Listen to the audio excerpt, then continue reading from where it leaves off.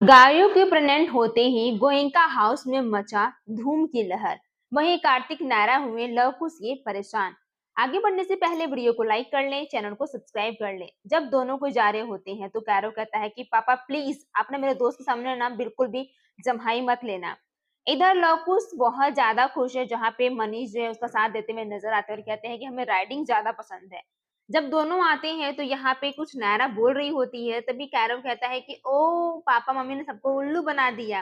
तभी दादी को पता चलता है कि कैरव को बेस्ट अवार्ड मिला है बिहेवियर का स्कूल की तरफ से। तो घर में खुशियों की लहर दौड़ उठती है और कहते हैं कि ये सब ना सिर्फ नायरा कार्तिक तुम दोनों की वजह से हो पाया है। बट कार्तिक कहता है कि नहीं, इसमें सारा क्रेडिट नायरा का जाता है।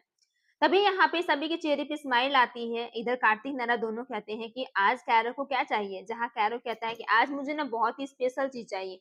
आपको पता है क्या, हमें ना लवकुश भैया के साथ ना बाइक राइडिंग करना है।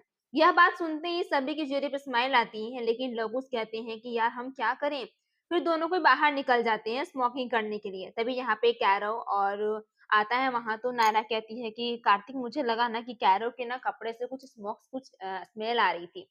तभी वहां पे एक आती है नौकरानी और कहती है कि मैम ये लवकुश भैया के ना बैग से मतलब उनके कपड़े से मिला है।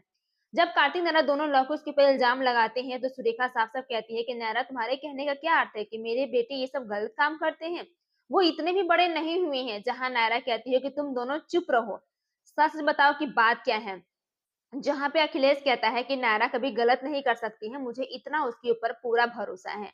जब कैरो को बुलाया जाता है तो लोग उस कैरो को इस तरह से देखते हैं, जहाँ पे कार्तिक नायरा भी काफी एम्बैरेसमेंट फील करते हैं। सुरेखा कहती है कि मुझे तुम दोनों से ये उम्मीद नहीं थी कि तुम दोनों मेरे बेटे से इस प्रकार से करोगे। इतने दिन बाद वो घर आए हैं फिर भी तुम ऐसा कर रही हो।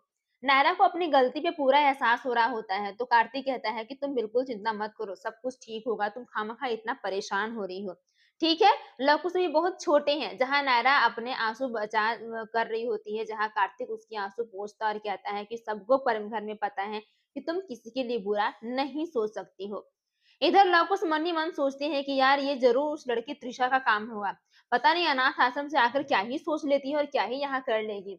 तभी यहाँ पे कार्तिक नायरा लवकुश को खुश करने के लिए वहां पे बिग बास्केट खेलने के लिए करते हैं। जहाँ पे जब बास्केटबॉल खेला जा रहा होता है तो नायरा कहती है कि लड़कियां कम नहीं है। जहां त्रिशा नायरा एक तरफ होते हैं और सारे लड़के एक तरफ। बट यहाँ पे लव कुश को नीचा दिखाने के लिए त्रिशा वैसा कुछ काम नहीं करती, लेकिन वो बार बार इतना अच्छे से खेलती है कि लव कुश यहाँ पे हार जाते हैं और कुश को अचानक से चोट लग जाती है।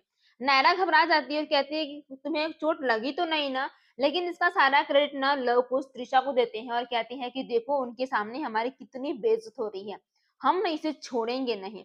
वहीं दूसरी तरफ समर दौड़े-दौड़े आता है और कहता है कि भाई साहब आज हम बहुत खुश हैं, इतना अच्छा खुशियों की लहर है ना कि हम क्या ही बताएं। आज सच में मैं फिर से पापा बनने वाला हूँ। यह बात सुनते ही गोइंका फैमिली में खुशियों की लहर दौड़ आती है और सभी घर वाले बहुत ही खुश नजर आते हैं और कहते हैं कि आज का दिन तो सबसे बेस्ट है।